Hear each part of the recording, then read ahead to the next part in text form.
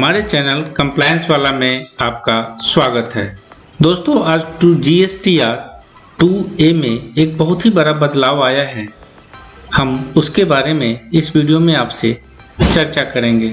हम रिटर्न में लॉगिन करने के बाद मंथ को सिलेक्ट करके इस डैशबोर्ड पे आते हैं और यहाँ पे GSTR 2A को सिलेक्ट करते हैं।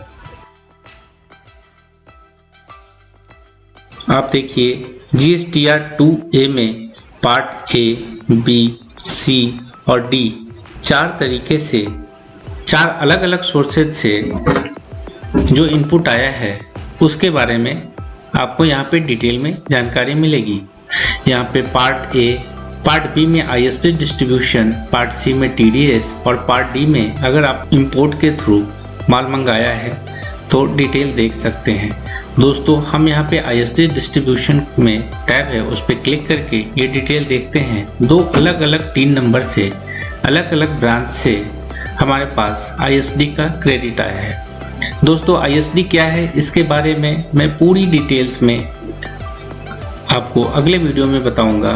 अभी आप ISD का इनपुट देखिए, अर्थात हेड ऑफिस ने जनरली हेड ऑफिस अपने ब्रांच ऑफिस को सर्विस को डिस्ट्रीब्यूट करता है। अब इससे हम बाहर आते हैं, B2B पे क्लिक करते हैं। पिछली बार जो 2A का डंप आता था, जो सामने आपको इंटरफेस खुल के आता था, उससे यह बिल्कुल ही डिफरेंट है। यहाँ पे आप देख पाएंगे कि आपके वेंडर्स ने, आपके सप्लायर ने अपना GST का कंप्लायंस किस डेट को किया है, उसने 3B की लायबिलिटी अपनी ख़त्म की है या नहीं किया, अर्थात 3B का रिटर्न डाला है या नहीं डाला है। यहाँ ध्यान देने वाली बात है कि अगर आपके किसी सप्लायर ने अपने रिटर्न को सेव तो कर दिया है मगर रिटर्न नहीं डाला है तो आपका फाइलिंग स्टेटस वहाँ पे N दिखाएगा और उसका जो फाइलिंग डेट है वह ब्लैंक ही रहेगा। दोस्तों, GSTR 3B में एक अन्य महत्वपूर्ण फीचर्स की चर्चा हम आपसे करते हैं। आप देखते हैं comparison of liability declared and ITC claimed का एक टैब हमारे सामने में आ चुका है। हम इस पे क्लिक करते हैं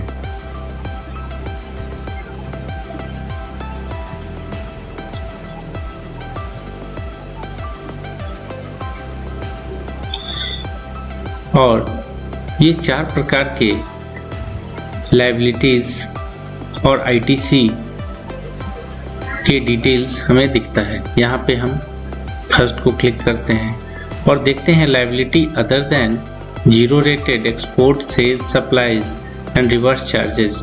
मतलब export SEZ and reverse charges के अलावा अगर कोई लायबिलिटी है तो उसका डिटेल्स हमें यहाँ सामने में दिख जाता है और उसके साथ हमारा जो लायबिलिटी हमने अपने GSTR 1 में डिक्लेयर किया है, अर्थात जो हमने आउटवर्ड सप्लाई में डिक्लेयर किया है, और 3B में हमने जो अपनी लायबिलिटीज को दिखाया है, उस दोनों में कहीं कोई अंतर तो नहीं है। दोस्तों, हम देखते हैं यहाँ पे कोई अंतर नहीं है। मतलब हमारा GSTR 1 और 3B में जो लायबिलिटी दर्शाया गया है वह बराबर ही है। यहाँ पे नाम मात्र का एक डिफरेंस है जो राउंडिंग ऑफ फिगर का है। दोस्तों, दूसरा एक महत्वपूर्ण tab ITC credit claimed and due का है। इसमें भी आप देखते हैं मंथ वाइज हमारा GSTR 1 और GSTR 3B की लायबिलिटीज को दर्शाया गया है और अगले ही कॉलम में हमारा ITC एज पर 3B जो हमने क्लेम किया है और ITC एज पर 2A अर्थात 2A में जो फिगर रिफ्लेक्ट हो रहा है उसके बीच का कंपैरिजन, तुलनात्मक अध्ययन आप कर सकते हैं।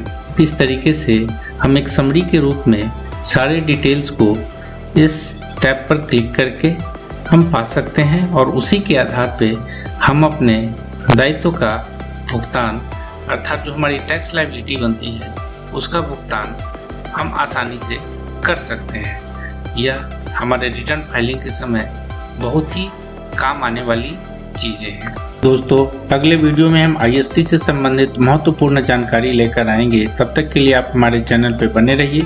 हमारे चैनल को लाइक कीजिए, सब्सक्राइब कीजिए और शेयर कीजिए। धन्यवाद।